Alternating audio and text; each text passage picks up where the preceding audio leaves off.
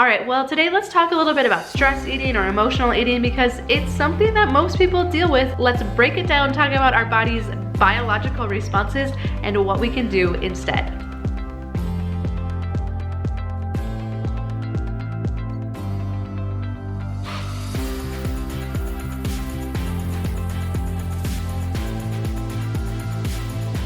Well, hi, I'm Dawn from The Minimal Mom, and normally we're talking about family minimalism and basically just how you can really simplify your house to make life better, make it more enjoyable, make it easier. And so I love sharing about that, but I've also been enjoying this series on walking for weight loss and just breaking weight loss down into simple steps that you can do every day so that a year from now we can see huge results. And last week we talked about willpower and how to have more willpower, or basically how not to tax your willpower so much by getting all the junk stuff out of your house. And so today let's talk a little bit about stress eating because I know it is something that so many of us struggle with. I was talking to my mom the other day and she was saying how for her growing up, you dealt with sad things with food and you celebrated happy things with food. And I think most of us can relate to that. And so one book actually that's been really powerful for her is by Lisa TerKeurst. So I will link to that down below. She loves that book. But let's talk a little bit today about our body's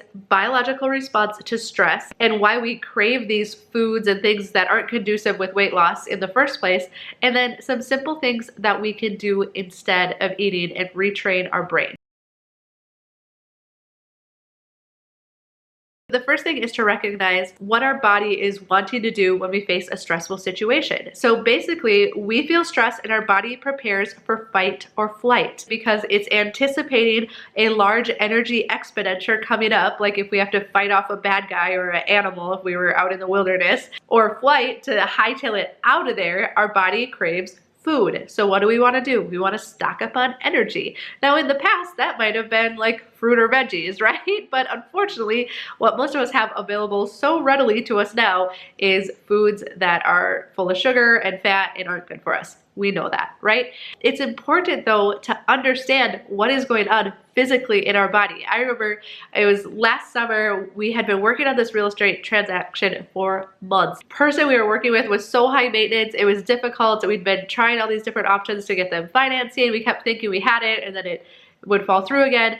Got an email, said, nope, our last ditch effort to make this go through, it wasn't working, and basically the transaction was dead. And I was so frustrated because I had invested so much time and energy into that transaction. And so I will not forget, I was at my computer, I read the email, I got up and I walked to the kitchen looking for something sweet to eat.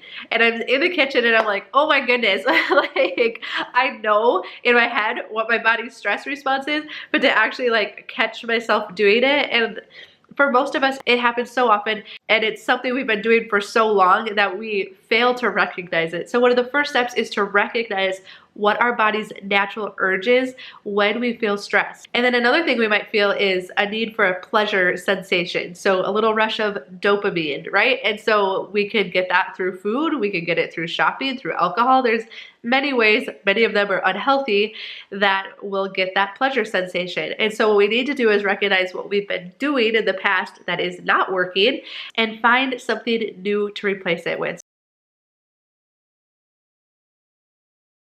So we really need to start becoming aware of when we're having this response. Even just this morning, the kids were just off. We had a rough morning and finally got them to school. I got back home. It made me feel kind of off because our day did not start out like I would have wanted it to. And so what I wanted to do then was to go to the kitchen and make myself another cup of coffee with the really sugary creamer that I really like. And I felt entitled, you know, I'm like, I deserve this. I earned this, right? And so again, I had to catch myself and be like, I could do that, right? I could go make myself this cup of coffee. No one would probably fault me for it. But at the end of the day, it's not actually gonna make me feel better. And when I finish it, I'm not gonna feel really any better about the morning. So what we need to do is recognize, what can I do instead where I still get some kind of pleasure sensation, somehow makes me feel better, but that isn't counterproductive to my health. And so what other things can we do? We've been talking about walking. I know when we're in a stressful situation and we're like McDonald's or going for a walk, No, our natural reaction is not gonna be like, yeah, I really wanna go for a walk. But the good news is that the first time you make this decision, yeah, it's gonna be hard. The second time, still kind of hard. The third time, not as hard. Fourth time, no, that wasn't bad. Fifth and sixth time, it's starting to become your natural reaction. You could also take a bath. You could go work in the garden. Physically, doing something physically to touch nature is proven to relieve stress.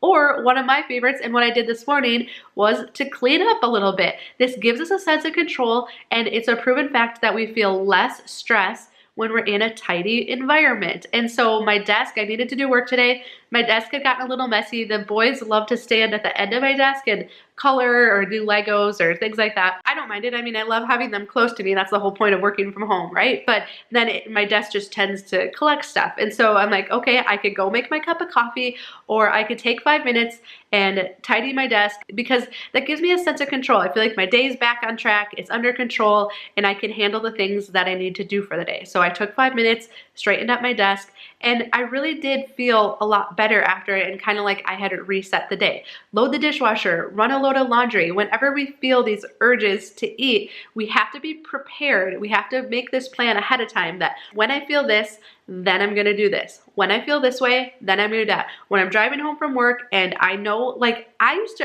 remember I would know like where all the Taco Bells were, right? Like that's my guilty pleasure of like Taco Bell and Starbucks. Like that would be like my ideal day. If I had, you know, something went really well, something didn't go well, like I know where Taco Bell is. So what am I gonna do instead? Okay, I wanna go to Taco Bell, I'm gonna call my sister. I wanna go to Starbucks, I'm gonna go to the library and check out that book I've been wanting to read. Yeah, the first couple times that we have to like make these tough decisions, it's difficult, but I think you're gonna be really pleasantly surprised how quickly you're able to introduce these new things.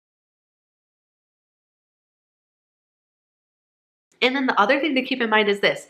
A craving usually passes within 15 minutes or less. And so I just have to remind myself that, you know, I'm craving that cup of coffee and I'm like, okay, go distract yourself for 15 minutes because it's gonna pass within that time. And if after 15 minutes it still hasn't passed, well then I also keep some dark chocolate in the house because you don't really overeat on dark chocolate. So I'm like, okay, if it really hasn't passed by then, you know, take your water bottle, go to your desk, tidy it up, and then you can have some dark chocolate. Well, what happened? I drank some water, I tidied my desk, and I was fine. I didn't need anything else after that. So literally what's the most helpful is to write down every time throughout the day that you're tempted to eat instead of doing something more productive with the emotions that you're feeling. It's not wrong to feel this way. It's our body's natural response. But if we really are wanting to achieve weight loss goals, we just have to figure out other ways to deal with it. So again, that book has been really helpful for my mom.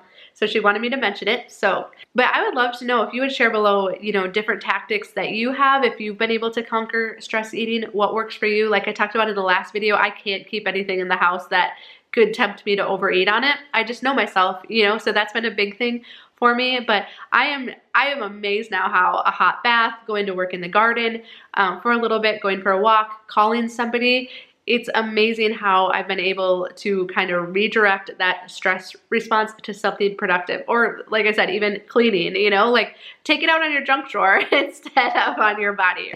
So I hope this helps. I know I had mentioned that Tom and I were going to talk about our diet of choice this week, but I mentioned in my last video, we got really busy, and I know by now, like in my 20s, you could have fooled me. We would go all in on something, and then, you know, 2 weeks later we get busy and we fall off the wagon. And now I'm in my upper 30s. I know myself better, so I've just been trying to try some new recipes. I got this keto cookbook, so that probably tells you the diet we're gonna do. So I've been trying to learn some of those recipes because I know learning new recipes takes a lot of brain power. And so I've been just trying to try out some of those new recipes. We've been making over our snacks. We've been making these snack trays for Tom to take, which has been huge because in the past, like for a snack, he'd have a king size Kit Kat. And so now he's having this at least, so that's been a big difference. So, I mean, we're really trying to practice what we've been preaching here of just making these little changes because that's what's maintainable. So anyway, I hope this helps. I'd love to hear what works for you down below, or if you just need some encouragement, share it down below. I'd love to know how your steps have been going. That's been fun celebrating with you. So leave it down below. And next week, we will talk about the diet that Tom and I have decided to do.